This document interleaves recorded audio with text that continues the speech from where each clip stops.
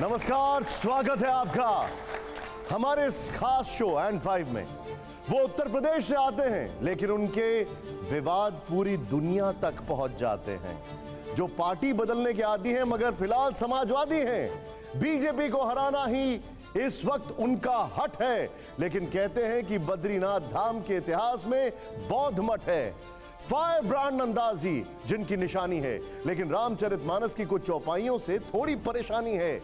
आज TV9 भारतवर्ष के studio में 5 संपादकों का सामना करने वो नेताजी आ रहे हैं जिन्हें देश भर के तमाम पत्रकार ढूंढ रहे हैं, बहुत से साधु संत ढूंढ रहे हैं।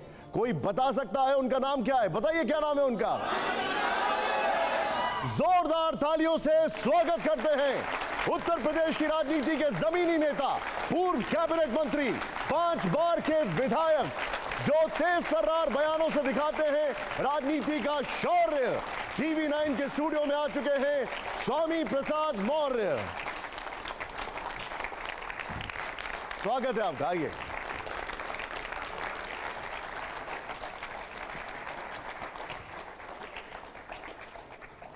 बैठिए स्वामी जी, बैठिए प्लीज। मौर्य जी, पहले तो आपका बहुत बहुत स्वागत है, आपने हमारे लिए समय निकाला। बहुत बहुत धन्यवाद। आप 4 दशक पुराने नेता हैं।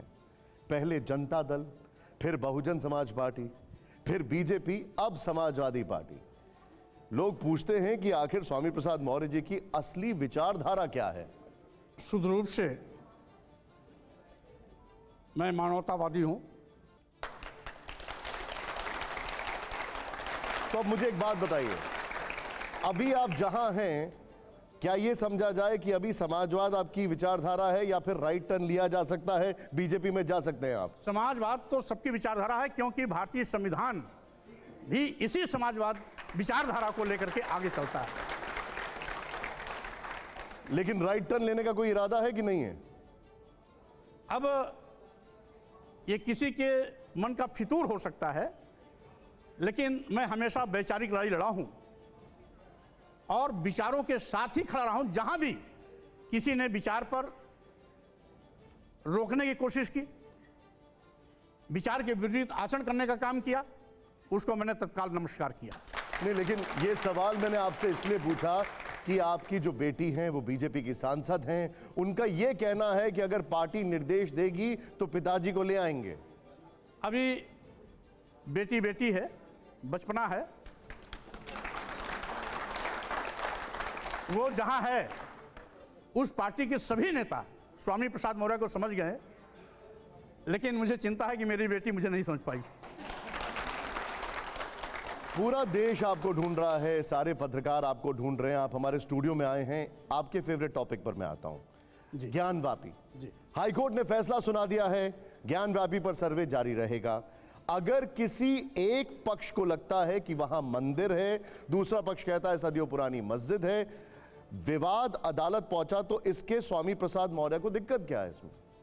देखिए, माननीय उच्च न्यायालय हो, सर्वोच्च न्यायालय हो या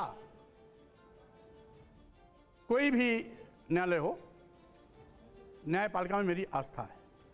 न्यायपालिका के दिए गए किसी भी निर्णय पर मैं बहस करने का पक्षधर नहीं हूं। रही बात ज्ञानवापी मस्जिद का, वो मामला अभी उच्च न्यायालय में केवल एसआई जांच के लिए निर्देश हुआ है और उसमें यह भी निर्देश जुड़ा है कि बिना तोड़फोड़, बिना खुदाई के जांच की जाए। और एक पक्ष अभी माननीय सर्वोच्च न्यायालय गया भी है एएसआई के निर्णय, जांच कराने के निर्णय के खिलाफ। तो इसलिए अभी ये मामला प्रेजुडिस है, न्यायालय में विचाराधीन है, इस पर हम किसी प्रकार की बात नहीं करेंगे। लेकिन जहाँ तक रही बात ज्ञानवापी मस्जिद का, ज्ञानवापी मस्जिद में 1 साल पहले कोर्ट कमिश्नर ने जो फोटो उपलब्ध कराई थी स्वास्तिक की, वो स्वास्तिक बौद्धकालीन महायान धर्म से संबंधित स्वास्तिक है और जो हिंदू धर्म का स्वास्तिक है वो क्लास वाइज है। लेकिन क्या आप ये कह रहे हैं कि वहां पर मंदिर नहीं, वहां पर भी बौद्ध मठ था? जो बौद्ध धर्म का महायान का स्वास्तिक है वो एंटी क्लॉकवाइज है और एक हिंदू मिनट, धर्म एक का मिनट, एक मिनट, स्वास्तिक आप मुझे एक बात बताइए, आप क्या ये कह रहे हैं कि वहां पर मंदिर नहीं बौद्ध मठ था? कुल मिलाकर के अगर अतीत को ध्यान में रखते हुए निष्पक्ष जांच होगी तो जितने भी दावे तथाकथित धर्मावलंबी हिंदू धर्म के कह रहे हैं कि ये मंदिर है, ये सभी एक नहीं, ये सभी पहले बौद्ध मठ थे। अगर अगर अगर आपके पास इतनी जानकारी है तो आप हाईकोर्ट क्यों नहीं गए ये सारी डिटेल लेकर? आप पार्टी बनी है इसमें? मेरा मकसद मस्जिद में मंदिर खोजने का नहीं, मंदिर में बौद्ध मठ खोजने का नहीं, मेरा मकसद है इस प्रकार के विवाद का खात्मा होना। और यही कारण है कि मेरी चाहत है कि 15 अगस्त 1947 के दिन जब हमारा देश आज़ाद हुआ, उस दिन जिस भी धार्मिक स्थल की जो भी यथास्थिति थी उसको यथावत मान लिया लेकिन जाए, विवाद, जिससे कि सभी मौर्य विवाद साहब, खत्म हो जाए। मौर्य जी एक बात बताइए, विवाद कैसे खत्म होगा? आपने तो एक नया विवाद दे दिया यहां पर। आप कह रहे हैं कि वहां पर बौद्ध मठ था। अब इसके एविडेंस, इसके प्रूफ क्या है आपके पास? मैंने इस संबंध में 1 दर्जन इतिहासकारों के प्रूफ सार्वजनिक रूप से सभी प्रिंट इलेक्ट्रॉनिक मीडिया के माध्यम से पूरे देश को परोसा। आप ऑन रिकॉर्ड ये कह रहे हैं कि क्या ज्ञानवापी में बौद्ध मठ था? क्या आप ऑन रिकॉर्ड कह रहे हैं ये बात? अभी अभी एएसआई का एक चित्र मुझे पहले का जारी किया हुआ मिला, जिसमें साफ स्पष्ट है उसकी दीवारों पर एक मूर्ति है भगवान बुद्ध की, तथागत बुद्ध की, और एएसआई की जो उसमें लेबल लगा है उसको दिखाया जा रहा है शिवलिंग। बुद्ध की मूर्ति है, कोई भी बुद्ध को देख लेगा पहचान जाएगा ये बुद्ध की मूर्ति है, और एएसआई के लोग उसको कह रहे हैं ये शिवलिंग है। अगर ऐसे ही झूठ परोसना है। नहीं नहीं नहीं, लेकिन फिर आप तो एएसआई के ऊपर आरोप लगा रहे हैं। हाँ, लग रहा आप ये कह रहे हैं कि एएसआई झूठ बोल रहा है। एएसआई का लेबल उसमें लगा है। तो फिर एएसआई का लेबल एएसआई के अलावा कोई और थोड़ी लगाएगा? एएसआई लगाएगा। क्या एएसआई झूठ कर रहा है? अगर ऐसा है तो स्वाभाविक रूप से मेरा यह भी अनुरोध है कि माननीय सर्वोच्च न्यायालय इन सभी प्रकरण का अपना संज्ञान लेते हुए अपनी देखरेख में हर प्रकार की जांच सुनिश्चित करें। लेकिन एक बात बताइए, जांच तो एएसआई करेगा ना, स्वामी प्रसाद मौर्य थोड़ी करेंगे। लेकिन अगर माननीय सर्वोच्च न्यायालय की देखरेख में होगा तो स्वाभाविक रूप से सारी की सारी जांच रिपोर्ट माननीय सर्वोच्च न्यायालय के सम्मुख जाएगा, और यदि कहीं भी उन्होंने गलत इतिहास पुटअप करने की कोशिश की है तो माननीय सर्वोच्च न्यायालय उसका संज्ञान लेगा। अच्छा एक बात बताइए, अगर वहां पर मस्जिद है, आप जैसा बता रहे बौद्ध मठ है, तो वहां पर त्रिशूल कैसे आ गया? योगी जी कह रहे हैं वहां पर त्रिशूल कैसे आ गया? देखिए, माननीय मुख्यमंत्री जी को तो इस पे इसलिए नहीं बोलना चाहिए कि उत्तर प्रदेश सरकार भी उसमें एक पार्टी है। अगर वो पार्टी है तो उनको माननीय उच्च न्यायालय, माननीय सर्वोच्च न्यायालय या माननीय जिला न्यायालय के निर्णय आने तक इंतजार करना चाहिए। और इसीलिए मैंने कहा, जब मामला न्यायपालिका में है और न्यायपालिका में हमारी आस्था है तो न्यायपालिका से आने वाले निर्णय का हमें इंतजार करना चाहिए। न्यायपालिका के निर्णय में हमें दाल भात में मूसरचंद बन करके अड़ंगाबाजी नहीं करना चाहिए। लेकिन आप सबसे बड़े तो मूसरचंद आप ही बन रहे हैं। आप खुद बता रहे हैं कि वहां पे अब बौद्ध मठ है। मैं ये कह रहा हूं कि जो चिन्ह आया है उसको मैं आपको आपके चैनल के माध्यम से पूरे देश को बता रहा हूं कि बुद्ध की मूर्ति अगर स्पष्ट है तो एएसआई नीचे उसको शिवलिंग कैसे लिख सकती है? क्या अभी आपके पास कोई तस्वीर वगैरह है उसको दिखाने के लिए? वो मेरे पास है, मैं आपके पास भेज दूंगा। जरूर। अच्छा एक बात बताइए, योगी जी कह रहे हैं कि जो ज्ञानवापी को मस्जिद बोलेगा उसको मुश्किल हो जाएगी। आप तो उसको मस्जिद बोल रहे हैं बार बार। अब ये लोकतंत्र है, लोकतंत्र को कोई डांट डपट करके, कोई दहशत पैदा करके, बुलडोजर चला करके अगर इसको खत्म करने की कोशिश करता है उसकी गलतफहमी है। आप मुझे एक लिस्ट बताइए। आपने कहा बद्रीनाथ, केदारनाथ, अब आपने ज्ञानवापी भी कहा जहां पर बौद्ध मठ हैं जी।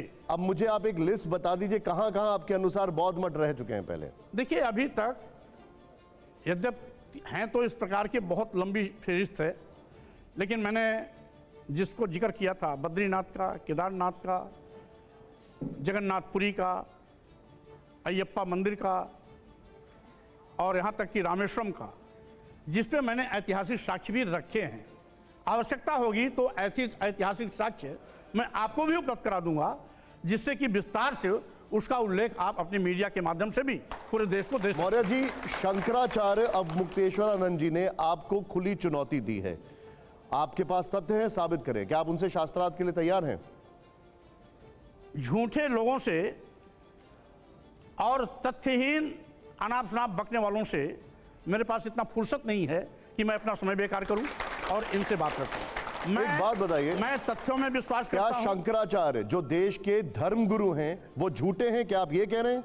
अब वही शंकराचार्य ने कभी 7वीं 8वीं शताब्दी में बौद्ध मठ बद्रीनाथ को, बौद्ध मठ केदारनाथ को अगर विष्णु मंदिर में परिवर्तित कराया था, वो कितने सच होंगे? अच्छा, मैं आपको कुछ फैक्ट बता रहा हूं मौर्य जी, कुछ तथ्य दूसरी तरफ से आए, जरा ध्यान दीजिएगा, और ये फैक्ट है हमारे पास, वो भी आपको जानना चाहिए। बद्रीनाथ का जिक्र महाभारत में हुआ, स्कंद पुराण में हुआ, विष्णु पुराण में हुआ। स्कंद पुराण में इस धाम को मुक्ति पद कहा गया, द्वापर युग में इसे मणिभद्र आश्रम कहा गया, त्रेता युग में इसे योग सिद्ध नाम से जाना गया, और आप कहते हैं वहां पर बौद्ध मठ है। देखिए, आपको मैं बता दूं, ये जितने भी आपको पुस्तकों का जिक्र किया,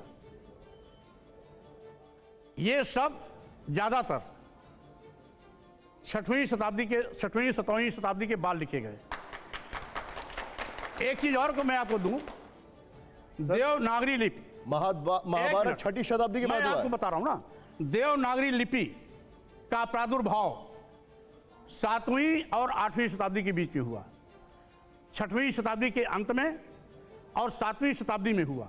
देवनागरी लिपि एक बात बताइए, महाभारत, आप एक मिनट, देवनागरी लिपि ये क्लैरिटी चाहिए मुझे। हाँ, मैं महाभारत क्या 6वीं शताब्दी के बाद हुआ? त्रेता युग क्या 6वीं शताब्दी के बाद हुआ? मैं आपको बता रहा हूं, ये जितने भी पुस्तक लिखी गई हैं, क्योंकि जब संस्कृत भाषा पहले थी ही नहीं, तो संस्कृत भाषा में कोई चीज लिखा कैसे गया? संस्कृत भाषा हिंदी भाषा की पैदाइश ही 6वीं के अंत और 7वीं शताब्दी में हुई है। पहले इसके पहले पाली भाषा थी, और जब पाली भाषा थी तो संस्कृत में महाभारत कब लिखा गया? आप बता दीजिए मुझे, महाभारत कब लिखा गया? जितने भी इस तरह से लिखित इनके पास साहित्य हैं, लिखित धर्म ग्रंथ था, कथित धर्म ग्रंथ है। महाभारत किसने लिखा? मैं बता रहा हूं ना, ये सब के सब 6वीं शताब्दी और 7वीं शताब्दी के बाद लिखे गए। महाभारत किसने लिखा? मैं कह रहा हूं, महाभारत लिखने कोई औचित्य नहीं जब संस्कृत भाषा ही नहीं थी। महाभारत किसने लिखा, मैं आपसे पूछ रहा हूं। इसमें महाभारत वो भी जिसने लिखा उसको भी गलत दिखाया गया है। अरे आप मुझे बताइए ना किसने लिखा है, मैं आपसे सीधे सीधे पूछ रहा हूं, महाभारत किसने लिखा है? बड़ा सिंपल सा सवाल, यहां पर ये कोई भी बच्चा बता देगा मुझे। नहीं, वो तो लिखाया गया वेदव्यास के माध्यम से लिखा गया है, कृष्ण द्वैपायन और वेदव्यास। गणेश जी ने अगर महाभारत की बात की जाए तो गणेश जी वो बोल रहे थे और फिर लिखा जा रहा था। अब आप भी गणेश जी की बात करेंगे? भाई, आज तक वैज्ञानिक रूप से कभी स्वीकार नहीं किया जा सकता कि किसी व्यक्ति के सिर पर हाथी का सिर लगा दिया जाए, वो कभी संभव नहीं है। हम मनगढ़ंत कहानियों में विश्वास नहीं करते। आप मुझे ये बता दीजिए, गौतम बुद्ध यानी सिद्धार्थ का जन्म कब हुआ? क्योंकि अब हम बात कर रहे हैं उस विषय पे, तो ये सारी क्लैरिटी हो जाए, क्योंकि आप शताब्दी के युग में जाए। ईसा के 500 साल पहले, ईसा के 563 साल पहले, टू बी वेरी प्रिसाइज। उस समय हिंदू धर्म था कि नहीं था? उस समय हिंदू धर्म नहीं था, वैदिक धर्म था। वैदिक धर्म और हिंदू धर्म अलग है? अलग है। सनातन धर्म था? सनातन धर्म तो भगवान बुद्ध ने ही जो संदेश दिया था उसी को सनातन धर्म कहा गया था। एसु धम्मो सनातना, ये भगवान बुद्ध की वाणी है। सर, आप गजब बात कर रहे हैं। गौतम बुद्ध का परिवार तो हिंदू परिवार में ही पैदा हुआ ना? मैं कह रहा हूं, मैं भी हिंदू परिवार में पैदा हुआ। मैं कह रहा हूं, मैं भी हिंदू परिवार में पैदा हुआ। एक बात बताइए, जब वो थे तो उनके भी तो आराध्य थे ना गणेश? मैं कह रहा हूं, उस समय वैदिक धर्म था, हिंदू धर्म नहीं था। हिंदू धर्म कोई है ही नहीं है। जो भी गणेश को मानते थे कि नहीं? राम को मानते थे कि नहीं उनके परिवार के लोग? अब वो किसको मानते थे किसको नहीं मानते थे, क्योंकि उस समय न पैदा हुआ था। और उस समय के लोग तो मानते होंगे, लेकिन बुद्ध जो मानते हैं, मैं उसको मानता हूं। मैं आपसे सीधे सीधे सवाल पूछा था। एनीवे, एक और चीज सीधे, राजगोपालन जी, हिंदू धर्म कैसे आपने एकदम स्वीकार नहीं कर सकते? नहीं, इसलिए हिंदू धर्म के बारे में सब लोग, भारतीय जनता पार्टी, योगी आदित्यनाथ, आडवाणी, वाजपेयी, सब लोग विस्तार से लिखा है, आपने कैसे मना कर? नहीं, मैं भी कह रहा हूं कि मैं भी पैदा तो हिंदू धर्म में हुआ, मैं भी पैदा हिंदू धर्म में हुआ। लेकिन जब मैंने देखा हिंदू धर्म का मतलब केवल ब्राह्मण धर्म। हिंदू धर्म का मतलब, आप सुनिए, अगर ब्राह्मण है, आप सुनिए, अगर हिंदू धर्म ब्राह्मण है, आप सुन लीजिए ना, अगर ये हिंदू धर्म होता तो देश की राष्ट्रपति द्रौपदी मुर्मू जी को, जो आदिवासी समाज से ताल्लुकात रखती हैं, उनको मंदिर में जाने से रोका नहीं जाता। उन्हीं के अधीन सरकार का, उन्हीं के अधीन मंत्रिमंडल का एक मंत्री गर्भगृह के अंदर जाके पूजा पाठ करता है, उनके अधीन मंत्रिमंडल का एक मंत्री ऊंची जात का है, इसलिए वो मंदिर में जाता है। और आदिवासी समाज की राष्ट्रपति जो सर्वोच्च पद पर बैठी हैं, उनको मंदिर में जाने से रोक दिया जाता है। अगर वो आदिवासी समाज को हिंदू मानते होते तो राष्ट्रपति द्रौपदी मुर्मू को रोका नहीं जाता, ये अपने आप में तय है।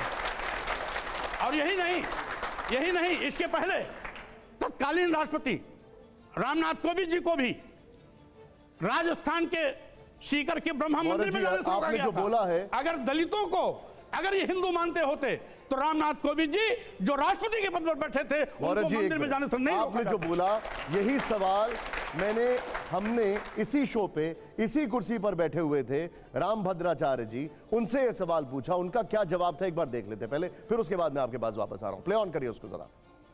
देखिए, मौर्य जी रामायण जला रहे हैं और कह रहे हैं कि रामचरितमानस में सह-अस्तित्व के खिलाफ बातें लिखी गई हैं। मौर्य तो सठिया गए हैं। वो कह रहे हैं कि हर मस्जिद में मंदिर ढूंढेंगे, तो फिर बद्रीनाथ में अगर आप ऐतिहासिक तथ्यों पे जाते हैं तो वो कह रहे हैं बौद्ध मठ था वहां। नहीं, उनको ज्ञान ही नहीं, कुछ ज्ञान नहीं उनको।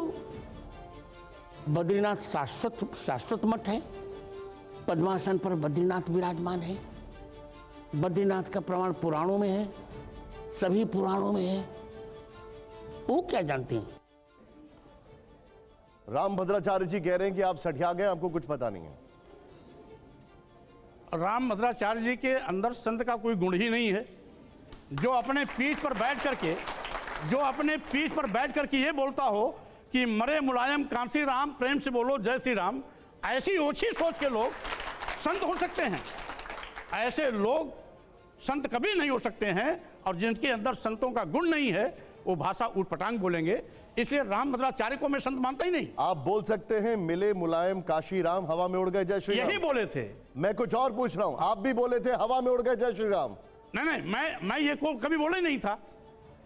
आपकी पार्टी ये नारा लगाती थी। नहीं, ये बीएसपी में थे तो नारा लगता था ना। ये बीएसपी में नारा लगता था। हाँ, तो फिर ये बीएसपी में नारा लगता था। नारा लगता था ना, बीएसपी में नारा लगता था। आप भी थे ना उस मंच पे? हाँ, मैं भी था। आप भी थे उस मंच पे? मैं भी था। तो ये सही था, आप बोल सकते हैं। वो ऐसा है, वो ये बताइए, क्या हवा में उड़ गए जय श्री राम ये कह सकते हैं? उस समय भारतीय जनता पार्टी की नौटंकी का विरोध था, राम का विरोध नहीं था। जो जय श्री राम का एक फार्मूला लेके आए हैं, राम बाद में उसी नौटंकी में आप भी शामिल हुए कि नहीं हुए? नहीं, मैं जैसे इनकी असलियत समझा में बाहर हो गया। क्या बात करते हैं? मैं ही छोड़ा हूं। और बीजेपी को जिस तरीके से उसकी हरकतें हैं, बात बताइए, आपको सबका साथ, सबका विकास, सबका विश्वास और सबके विश्वास का कत्लेआम करके सीधे जिस तरीके से, ठीक है, वो पॉलिटिकल पार्ट पे मैं आऊंगा। मुझे एक बात बताइए, आपको रामचरितमानस से दिक्कत क्या है? ऐसा है, हमें किसी भी धर्म ग्रंथ से कोई दिक्कत नहीं। मैं सभी धर्मों का सम्मान करता हूं, सभी धार्मिक पुस्तकों का सम्मान करता हूं, लेकिन धर्म की आड़ में, चलिए आपने धर्म ग्रंथ तो मान लिया, पहले तो आप उसको धर्म ग्रंथ ही नहीं मान रहे। धर्म की आड़ में अगर आप किसी भी शूद्र कह करके दलित, आदिवासी, पिछड़ों को, जो पहले शूद्र के नाम से जाने जाते थे, उनको गाली देंगे, उनको अपमानित करेंगे, जात सूचक शब्दों का प्रयोग करके उनको नीच कहेंगे, अधम कहेंगे, अपमान करने के लिए प्रेरित करेंगे, देश की महिलाओं को मारने, पीटने, प्रताड़ित करने की बात करेंगे, तो स्वाभाविक रूप से वो धर्म नहीं हो सकता है। अच्छा, मुझे एक बात बताइए, मैं आपसे आज एक बार फिर पुनः वो संदर्भ पूछना चाह रहा हूं, ढोल गंवार शूद्र पशु नारी, इस चौपाई का संदर्भ क्या है, इसका अर्थ क्या है, बताइए। आप भी बहुत जानकार हैं, पढ़े लिखे हैं और कड़े भी हैं, घुटे भी हैं। ढोल गंवार शूद्र पशु नारी, शकल ताड़ना के अधिकारी, ये सभी पीटने के पात्र हैं, प्रताड़ित किए जाने के पात्र हैं। और अभी अभी मेरे इस वक्तव्य देने के बाद एक छोटी सी बात बताइए, मुझे बताइए, ये आपको किसने बताया, किस धर्मगुरु ने बताया, कहां पर आपने पढ़ा है? जिस प्रेस ने इस किताब को लिखी है, पुराना एडिशन निकाल लीजिए, अपने आप ही अर्थ मिल जाएगा। ये नया एडिशन अभी छपवाए हैं मेरे बयान के बाद, 36 लाख 40 लाख कितना नए एडिशन में इन्होंने परिवर्तित किया है। मैंने आपको और इंटरजेक्ट एक कर दिया, चीज- जरा समझा दीजिए उसका मतलब हाँ, क्या है। एक चीज अभी उसी रामचरितमानस में एक प्रसंग और है। सापत ताड़त पुरुष कहंता, सापत ताड़त पुरुष कहंता, पूजहि विप्र कहें सब संता। तो इसमें ताड़न का अर्थ अभी भी मारना पीटना प्रताड़ित करना है। अभी भी एक जगह तो बदल दिए, लेकिन उस वहां पर कल्याण प्रेस वालों का ध्यान नहीं गया, वो अभी भी यथावत बना हुआ है। इसीलिए मैं कह रहा हूं कि आप अपनी आवश्यकता के अनुसार अगर अर्थ बदल सकते हैं तो अपनी आवश्यकता के अनुसार इस देश के शूद्र समाज को, आदिवासी, दलित और पिछड़े समाज एक को, बात बताइए, देश की मौर्य जी। महिलाओं को अपमानित करने मौर्य वाले जी, मुझे एक बात उन बताइए, पंक्तियों एक को मिनट, भी एक हटाने मिनट, का एक काम मिनट। कर सकते हैं। अर्थ क्यों नहीं हटा बदलना, रहे? अर्थ ना बदलना जो उसकी व्याख्या कर रहा है उसके ऊपर निर्धारित करता है, ना कि जो उसमें लिखा हुआ है। जो लिखा हुआ है वो तो आपको कोई संत, कोई ऐसा व्यक्ति बता सकता है जो उसके बारे में जानकारी हो।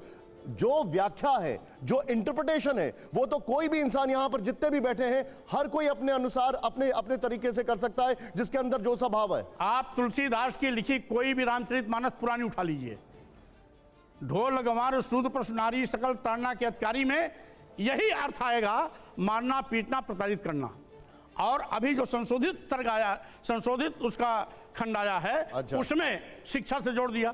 तो अगर देश की महिलाएं शिक्षा की पात्र हैं, जिसको पहले शिक्षा दिया ही नहीं जाता था, तथाकथित हिंदू धर्मावलंबी देश की समस्त महिलाओं को शिक्षा से वंचित कर दिया था। ठीक है, देश ठीक है। के शूद्रों को अच्छा। शिक्षा से वंचित कर दिया था। अगर आज मैं- और सुनिए, एक मिनट, एक मिनट, और ये देखिए, संस्कृत ये के विद्वान भाषा वाला बात कहते हो गया। थे, हम नारी चौपाई पर- शूद्रों न दिहेताम, मौर्य जी, स्त्रियों और शूद्रों मौर्य को पढ़ने जी, लिखने का मैं अधिकार आपको नहीं क्या है। बता रहा हूं, अगर मैं आज आपको उस चौपाई का एक बहुत बड़े संत द्वारा, जगत गुरु द्वारा एक और उसका वर्णन बताऊं तो आप उसको मानेंगे कि नहीं मानेंगे? मैं इस प्रकार के सच्चा वर्णन। पोंगापंथी व्यवस्था में यकीन करने वाले किसी एक भी मिनट, एक मिनट, तथाकथित संत की बात को नहीं मान सकता। एक मिनट, अब मुझे अब आपसे एक अगर कोई जगत गुरु है, मैं आज सभी से पूछ रहा हूं, जगत गुरु की आप लोग बात मानेंगे कि नहीं मानेंगे? हाँ या ना? जोर से हाँ या ना? अगर जगत गुरु कोई बात कह रहे हैं, क्या उनका वर्जन जो है उसको हम समझ सकते हैं कि नहीं समझ सकते? बिल्कुल नहीं समझ सकते। अच्छा ठीक है, क्योंकि ये सब एक मिनट, रामभद्राचार्य जी ने जो कहा एक बार आप सुनिए, फिर मुझे बताइए, सुनाइए जरा। ढोल गवार शूद्र पशुनारी, पहली बात तो उनका पाठ गलत है। सकल ताड़ना के अधिकारी नहीं है, ये सब ताड़न के अधिकारी है वहां पाठ। कौटिल्य ने ताड़न का अर्थ शिक्षण लिखा है। ढोल वाद्य, गंवार जो ग्रामीण व्यक्ति है, शूद्र शुचाद्रातीति शूद्र है जो चिंता से द्रवित हो जाए, पशु और नारी ये पढ़ने के अधिकारी हैं, इनको पढ़ाना चाहिए। नारी की शिक्षा अनिवार्य है। रामचरितमानस का एक भी अक्षर न तो संविधान के विरुद्ध है और न वेद के विरुद्ध है और न भारतीय मानसिकता के विरुद्ध है, न मर्यादा के विरुद्ध है। ठीक है, वो कह रहे हैं ये पढ़ाई के अधिकारी हैं, आप कह रहे हैं ये पिटाई के अधिकारी हैं। मैं कह रहा हूं सही माने में सबसे ज्यादा शिक्षा की आवश्यकता है रामभद्राचार्य जी को। एक चीज, दूसरी चीज मैं पूछना चाहता हूं, गधे को क्या पढ़ाएंगे, सुअर को क्या पढ़ाएंगे, गाय भैंस को क्या पढ़ाएंगे, बकरी को क्या पढ़ाएंगे, ऊंट हाथी घोड़े को क्या पढ़ाएंगे, क्या पढ़ाएंगे?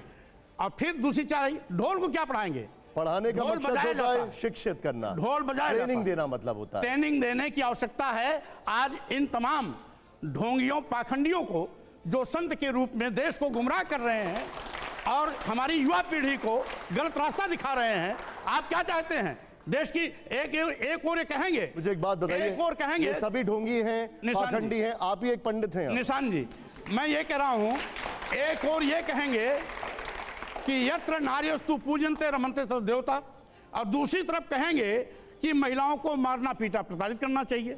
उसी तुलसी की रामायण में ये लिखा है कि महिलाएं नीच में भी नीच हैं। ऐसे सभी आप देख के पढ़िए, आप महिलाओं को अपमानित करने का अधिकार किसने दिया है? वो महिलाएं हमारी माँ हैं और हमारी बहनें हैं, हमारी बेटियां हैं, हमें पालती पोसती हैं, वही हमें पैदा करती हैं। जो हमें पैदा करता है हम उनको नीच कैसे कर सकते हैं? ठीक है राजेश जी, आपका सवाल। स्वामी प्रसाद जी, मेरे सवाल को थोड़ा सा गौर से सुनिएगा। आप उत्तर प्रदेश के बहुत ही माने हुए नेता हैं। आप दलितों की, पिछड़ों की राजनीति करते हैं, गरीबों की राजनीति करते हैं। उत्तर प्रदेश में इस वक्त भारतीय जनता पार्टी का शासन है। आप जो बात कह रहे हैं, आप ये मुझे बताइए कि रामचरितमानस के खिलाफ बोलने से, राम के खिलाफ बोलने से, मंदिर में बौद्ध मठ कहने से आप समाजवादी पार्टी के 24 में चुनाव आने वाला है, कितने वोट काट रहे हैं? मेरा सवाल ये नहीं है, सवाल मेरा ये है, क्या आप समाजवादी पार्टी में भारतीय जनता पार्टी का स्लीपर सेल चला रहे हैं? कुल मिलाकर के जोशी जी, मैं आपको कहना चाहता हूं, ये राजनीतिक बयान नहीं है। आप राजनीति करते हैं, राजनीतिक बयान आपका, हर बयान राजनीतिक है। भारतीय जनता पार्टी के खिलाफ जंग में ऐलान करना होगा तो आज भारतीय जनता पार्टी ने अपने 9 साल में देश के सारे नौजवानों को बेरोजगार बना दिया। करोड़ों नौजवानों की आज बेरोजगारी। नहीं, मेरा सवाल ये नहीं था ना, मेरा सवाल ये नहीं था। मेरा सवाल ये है आपसे, जो बात आप कह रहे हैं रामचरितमानस के खिलाफ, हिंदुत्व की पूरी राजनीति हिंदुस्तान में चल रही है। समाजवादी पार्टी के वोटर जो हैं वो हिंदुओं भी हैं।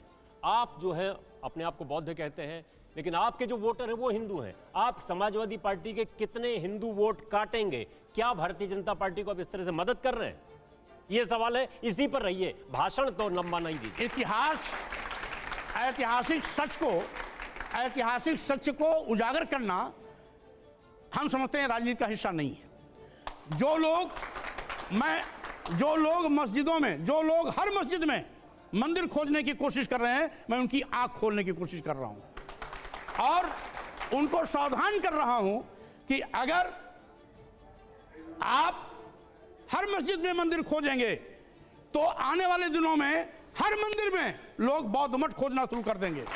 आप कह रहे हैं, डॉक्टर साहब मैं आपके पास आ रहा हूं। इनके जवाब नहीं दिया ना आपने। आप असदुद्दीन ओवैसी की भूमिका में हैं क्या? मैं भारतीय जनता पार्टी ने जिस घटिया राजनीति शुरू की है, हिंदू मुस्लिम की जो राजनीति की है, मस्जिद और मंदिर की राजनीति की है, फिरका परस्ती की राजनीति की है, देश के भाईचारा को कमजोर करने की कोशिश की है, अमन चैन को खत्म करने की कोशिश की है, समाज को बांटने की जो कोशिश की है, उसकी उस नापाक कोशिश को जनता के सामने उजागर कर रहा हूं, उसकी कलाई खोल रहा हूं। मुझे 1 मिनट का कोटेशन, मैं एक पहेली पूछ रहा हूं, आप लोग भी ध्यान दीजिएगा।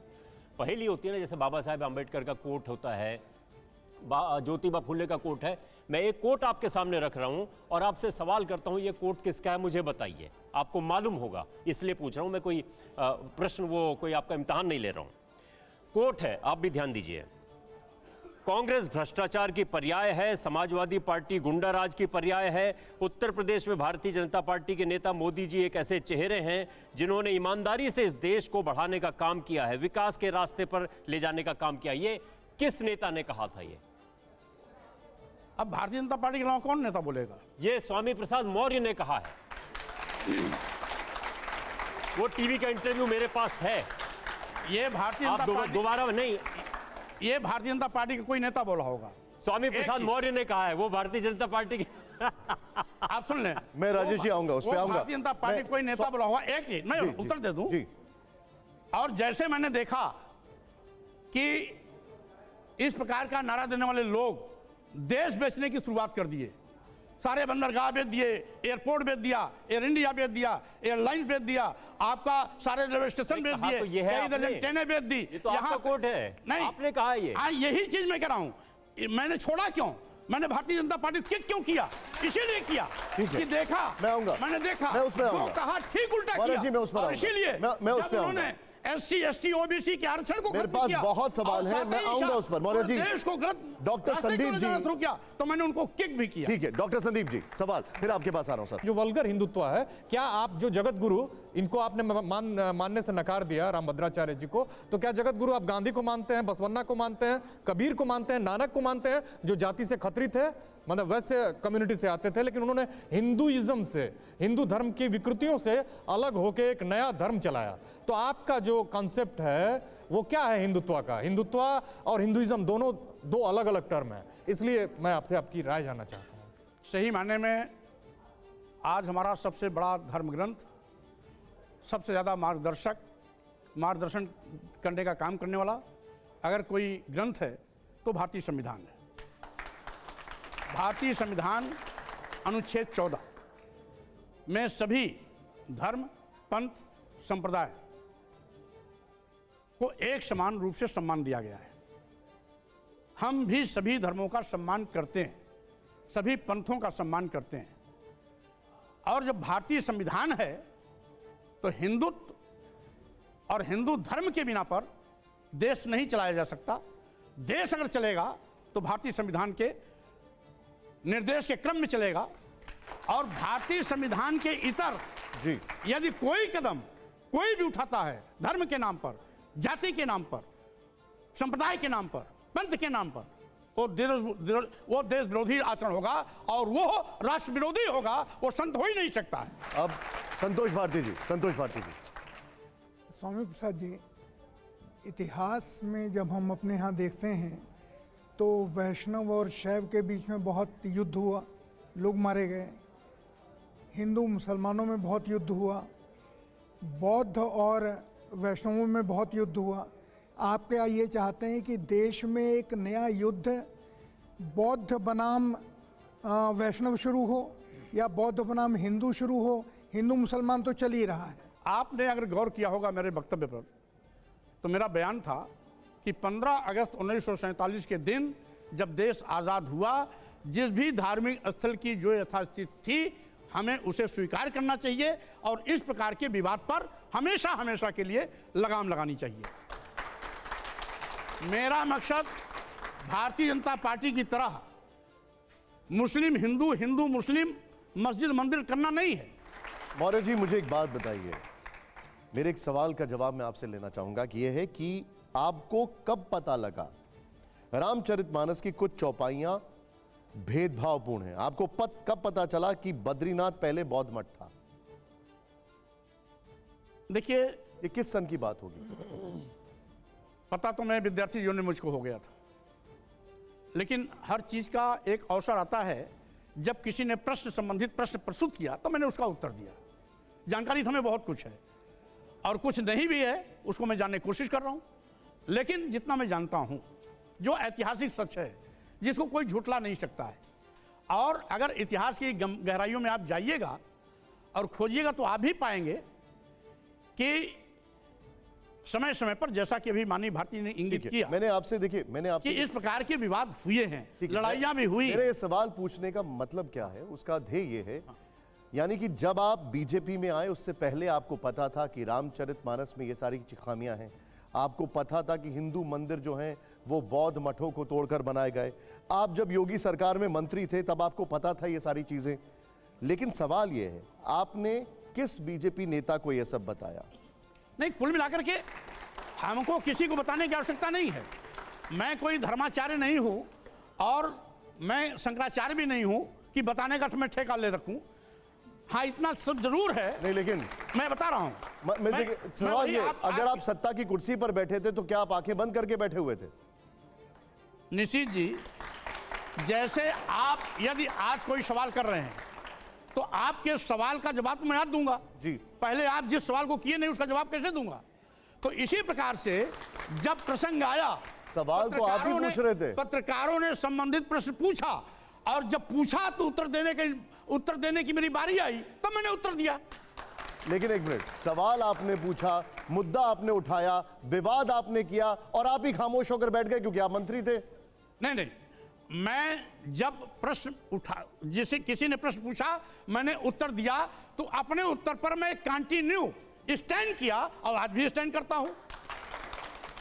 आपकी पूर्व नेता मायावती जी भी पूछ रही हैं कि जब आप बीजेपी में थे तो आंख नाक कान बंद करके क्यों बैठे हुए थे आप? हमने तो बहन जी से कभी इस बात का जिक्र नहीं किया था। वो अभी सवाल मगर आप ही से पूछ रहे हैं। नहीं, हमने उनको उत्तर दे दिया है, हमने उनको उत्तर दे दिया। अगर बहन जी को बोलना ही था, उन्होंने गलत समय बोल दिया। अगर बोलना ही था तो उनको उस समय बोलना चाहिए था जिस समय देश की राष्ट्रपति द्रौपदी मुर्मू जी आदिवासी महिला होने के नाते अपमान के कड़वे घूंट पीने के लिए मजबूर हुई, उसमें बहन मायावती जी को बोलना चाहिए था। बहन जी को उसमें बोलना चाहिए था जिसमें तत्कालीन राष्ट्रपति को ब्रह्मा मंदिर में जाने से रोक दिया गया और राष्ट्रपति को अपमानित होकर के लौटना पड़ा था। बहन जी को उस समय बोलना चाहिए था। आप मुझे इतना समझाइए कि आपको साधु संतों से इतनी दिक्कत क्या है? हमें कोई दिक्कत नहीं है, मैं सबका सम्मान करता हूं।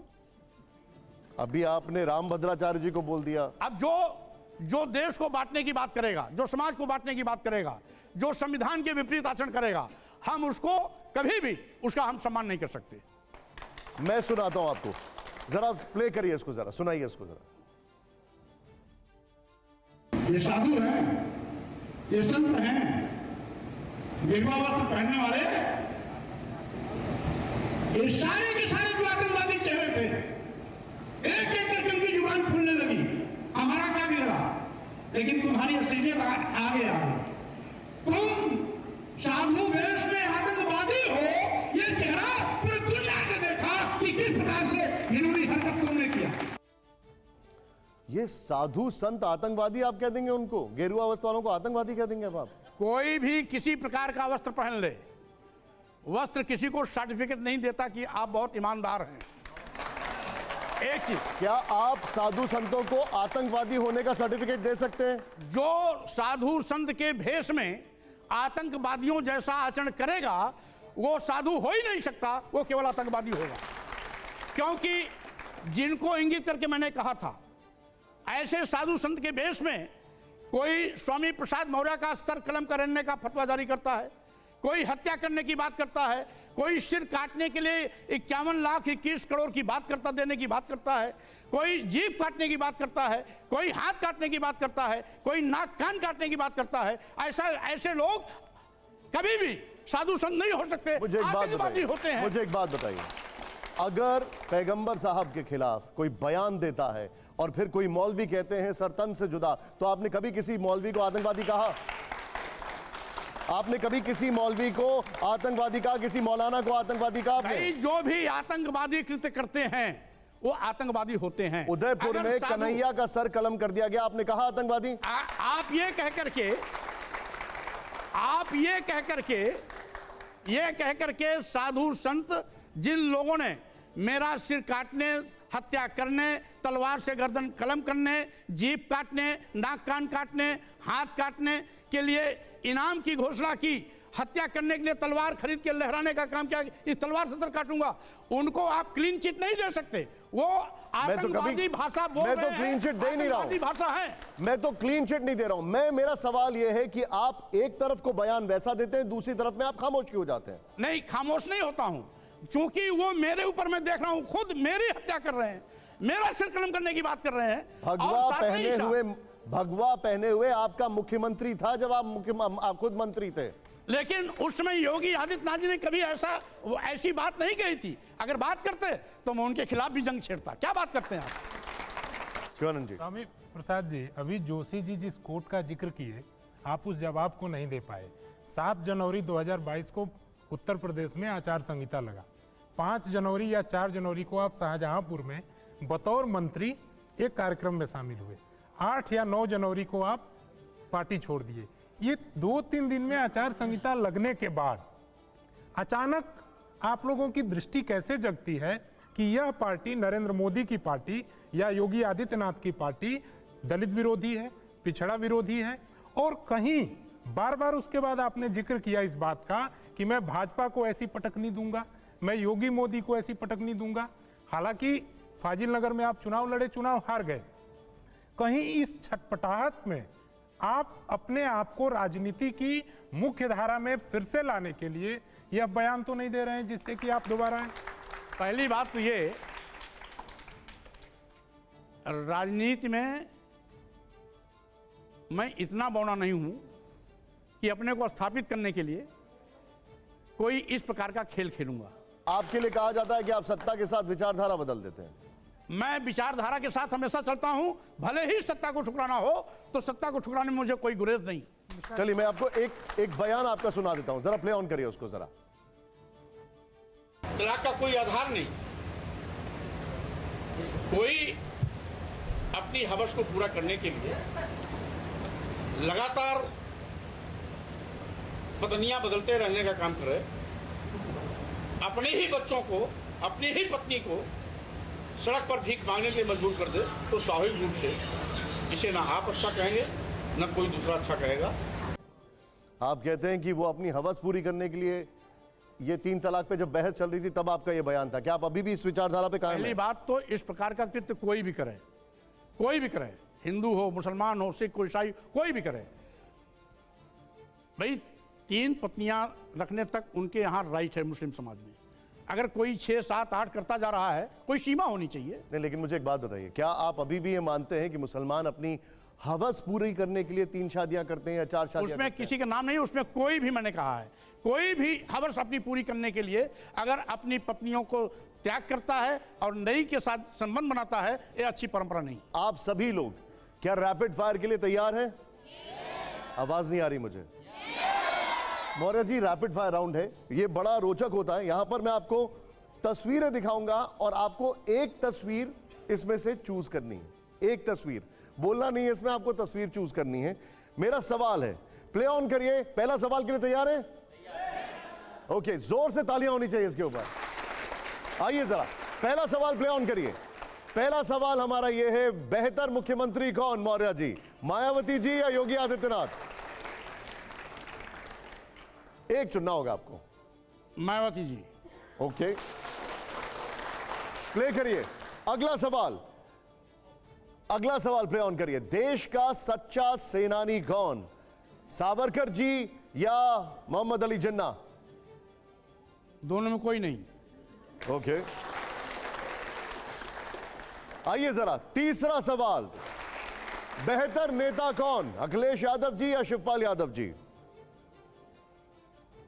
दोनों अच्छे हैं।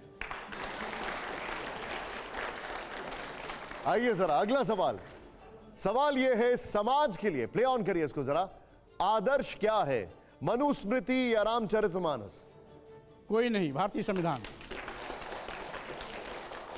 अब एक और सवाल प्ले करिए।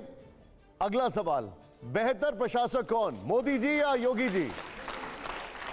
इनमें से दोनों में कोई नहीं। दोनों में कोई भी नहीं।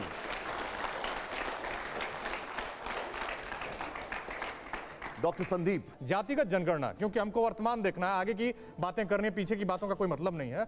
जातिगत जनगणना में कैसे आप इसको देखते हैं कि ये एक ऐसा विमर्श है जो भारत को एक मानवतावादी, क्योंकि आपने कहा कि हम मानवतावादी हैं, तो ये कैसे कास्ट को एनिहिलेट करके बाबा साहब अम्बेडकर के मानवतावादी दर्शन को स्थापित करेगा?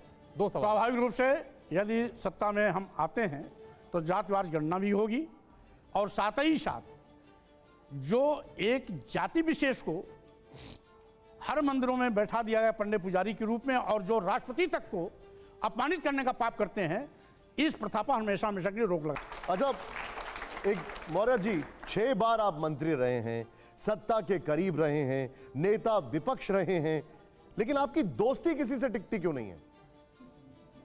दोस्ती टिकती है, खूब टिकती है, विचारों से। ओम प्रकाश राजभर जी आपके दोस्त थे, अब आपको वो दगा कारतूस कह रहे हैं। वो क्या कहते हैं, जो पढ़ाई लिखाई, जो भाषा जानते हैं वो बोल रहे हैं। नहीं, आप भी लोगों के बारे में क्या कहते हैं, मैं लिस्ट बना देता हूं, पढ़ के सुनिएगा, पढ़ के सुनाता हूं आपको। जब आप बसपा में थे तो मुलायम सिंह यादव को गेस्ट हाउस कांड का आरोपी कहते थे। बीजेपी में आए तो आपने कहा यूपी में मुलायम और मायावती 2 बड़े अजगर हैं। बीजेपी में रहते हुए आपने कहा आजम खान मानसिक रोगी हैं। समाजवादी पार्टी में आए तो कहा बीजेपी नाग है और मैं नेवला हूं। लिस्ट बहुत लंबी है, बोलिए, पूरी पढ़ूं? जब भी मैंने जो कहा, जिन परिस्थितियों में कहा, जब भी मैंने जो कहा, जिन परिस्थितियों में कहा, उस समय उचित कहा था। लेकिन एक बात बताइए, जो आपने कहा वो उचित कहा था और फिर भी आप कहते हैं ये दोस्त हैं। यहां पर नाग और नेवला चल रहा है, अजगर चल रहा है, ये दोस्त हैं। कोई आपको दगा कारतूस बोल रहा है, ये दोस्ती की भाषा है? स्वाभाविक रूप से उनके लिए मैं दगा कारतूस होऊंगा इसलिए कह रहे हैं, लेकिन उनकी भाषा उनको मुबारक नहीं। लेकिन आप मानते हैं कि मायावती जी और मुलायम सिंह जी अजगर हैं, आप ये मानते हैं? क्या जी? मायावती जी और मुलायम सिंह जी अजगर हैं? भाई हम ये कह रहे हैं, उन परिस्थितियों में वो सही था जवाब। क्योंकि जो बाबा साहब डॉक्टर अम्बेडकर के मिशन और मानवर कांशीराम के सामाजिक परिवर्तन आंदोलन को निगल गई हो, वो क्या हो सकती है? कॉमन सिविल कोड से दिक्कत है आपको? यूनिफॉर्म सिविल कोड से दिक्कत है आपको? स्वाभाविक रूप से देश, हमारा देश विभिन्नताओं का देश है। विभिन्न धर्म, विभिन्न पंथ, विभिन्न संप्रदाय के लोग रहते हैं, यहाँ पर विभिन्न संस्कृतियाँ भी हैं, इसलिए बिना सबकी सहमति के इसको थोपना स्वाभाविक रूप से देश की जनता का अपमान होगा। इसलिए मैं इसका विरोध करता हूं। अगर लागू ही करना है तो सबकी राय और सहमति लेना आवश्यक। 3 तलाक कुरीति थी कि नहीं थी? उस पर तो कानून बन गया, इसलिए अब उस पर कोई बहस नहीं। आपसे पूछ रहा हूं, आपका क्या राय, आपकी क्या राय? मैं कह रहा हूं जिस पर कानून बन गया और जो माननीय सर्वोच्च न्यायालय के माध्यम से भी हो गया है, उस पर कोई बहस नहीं। बेटा और बेटी को बराबर हक होना चाहिए, स्वाभाविक रूप से दोनों को समान रूप से हिस्सेदारी मिलनी। शादी की उम्र तय होनी चाहिए, शादी की उम्र पहले भी तय है। क्या बेटी को पिता की संपत्ति का अधिकार होना चाहिए? होना चाहिए, ऐसा प्रावधान भी है। तो फिर यूनिफॉर्म सिविल कोड से आपको दिक्कत क्या है? नहीं, यूनिफॉर्म सिविल कोड केवल पर्टिकुलर इशू पर नहीं, उसमें बहुत से हैं। जब ये यूसीसी लागू होगा तो अनुसूचित जात का आरक्षण, अनुसूचित जनजाति का आरक्षण, पिछड़ों का आरक्षण भी सवाल के कटघरे में खड़ा हो जाए। क्या बात? मुझे एक सच बात बताइएगा, आप अभी यहां पर अपने पॉइंट ऑफ व्यू रख रहे हैं, अपनी बातें रख रहे हैं जी। जब लॉ कमीशन ने अपने सबसे ओपिनियन मांगा, आपने उनको अपने ओपिनियन दिए? कभी भी वो किसी से मांगा होगा, वो अंधेरे में अरे सबको बोला है सर, क्या बात कर रहे हैं? पूरे देश से उनके पास 50 लाख से ज्यादा आ चुके हैं। ओपिनियन जारी हो, मेरा भी ओपिनियन यही है। नहीं, आपने कोई चिट्ठी लिख के बताया उनको? देश के सभी लोगों की सार्वजनिक सहमति लेनी चाहिए। मैं शुद्ध राजनीति की बात करता हूं। राहुल गांधी जी का एक बयान था, उनका यह बयान था कि समाजवादी पार्टी रीजनल पार्टी है, उनके पास नेशनल विचारधारा नहीं है। आप सहमत हैं उससे? क्योंकि इंडिया फॉर्मेशन के बाद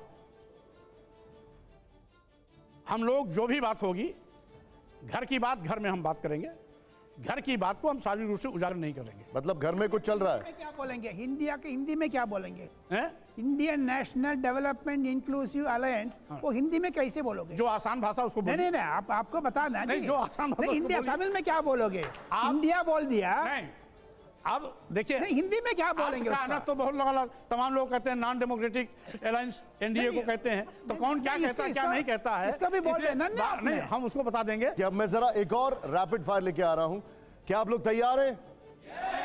स्वामी प्रसाद जी, अब एक जो है ये आपके सामने ये प्ले कार्ड है, ये देखिए, ये प्ले कार्ड लीजिए, यस या नो, और अगर जवाब नहीं हो तो आप स्ट्रेट कर सकते हैं। और ये रैपिड फायर, हालांकि अभी तक जितने भी हमारे मेहमान हैं, आपने सबसे स्ट्रेट जवाब दिए। जोरदार तालियां हो जाए जरा एक बार। मेरा पहला सवाल यहां पर प्ले कर रहा हूं, यस या नो या पास, प्ले करिए। पहला सवाल क्या है हमारा? मायावती जी ईमानदार हैं, यस या नो? पास। पास कर दिया आपने, पास कर दिया, इसको स्ट्रेट कर दीजिएगा। नेक्स्ट, वैसे आप इसमें पास क्यों कर रहे हैं? इसमें कोई मतलब आपको डाउट है क्या? मैं किसी प्रकार का व्यक्तिगत आरोप नहीं लगाना चाहता। ठीक है, अगला सवाल प्ले करिए। तालियां जरूर हो प्लीज। अगला सवाल प्ले करिए, बड़ा इंपॉर्टेंट सवाल है। स्वामी प्रसाद मौर्य जी राम मंदिर में दर्शन के लिए जाएंगे, यस या नो? सर, वो आपके हाथ में प्ले कार्ड है। नहीं जाएंगे आप? क्यों नहीं जाएंगे आप? आज तक नहीं गया, इसलिए नहीं जाऊंगा। ठीक, ओके, तालियां जोरदार हो जरा अगले सवाल के लिए। अगले सवाल के लिए जोरदार तालियां हो, प्ले करिए। हमारा अगला सवाल है, रामचरितमानस पर बैन लगना चाहिए, यस या नो? यस। अगले सवाल की तालियां जोरदार तरीके से प्ले करिए। मुलायम परिवार में झगड़ा सिर्फ दिखावा था, मौर्य जी, यस या नो? पास।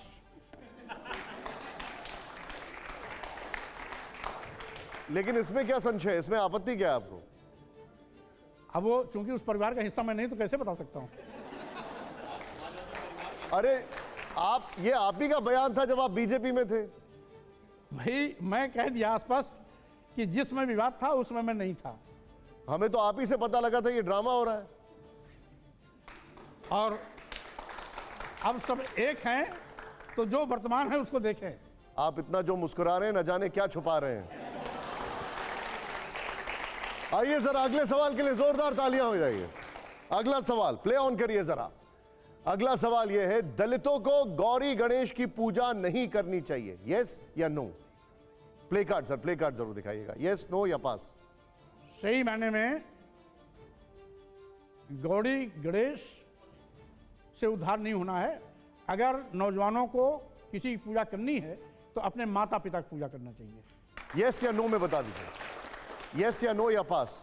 पास। ठीक है, पास। अगला सवाल के लिए जोरदार तालियां हो जरा।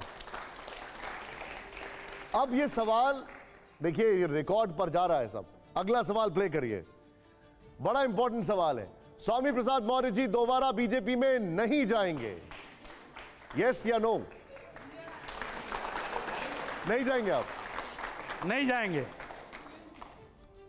ठीक है, मुझे इसमें एक और लाइन ऐड करनी चाहिए थी, कब तक, बट बहरहाल अब मेरा अगला सवाल है, जोरदार तालियां हो जाइए अगले सवाल के लिए, प्ले करिए। अगला सवाल, नरेंद्र मोदी जी इस वक्त देश के सबसे लोकप्रिय नेता है, यस या no? No. Placard sir. अच्छा, ये आरोप आपके ऊपर क्यों लगता है कि आप बीजेपी में रहते हैं तो समाजवादी की फील्डिंग करते हैं, समाजवादी पार्टी में रहते हैं तो बीजेपी की फील्डिंग करते हैं, इधर की उधर करते हैं आप? यह सब पत्रकारों की मेहरबानी है, बात घुमा करके गाय का लेरुआ भैंसी में, भैंस का लेरुआ गाय में लगाने का काम करते हैं। स्वामी प्रसाद मौर्य तो जो कहते हैं सीना ठोक के कहते हैं, ताल ठोक के करते हैं। स्वामी प्रसाद मौर्य जी, आपने हमारे साथ बातचीत की, एक एक सवाल का जवाब दिया, पहली बार इस तरीके से एक एक सवाल का खोलकर जवाब दिया, आपका बहुत बहुत शुक्रिया, जोरदार तालियां और शुक्रिया हमारे editor, thank you very much.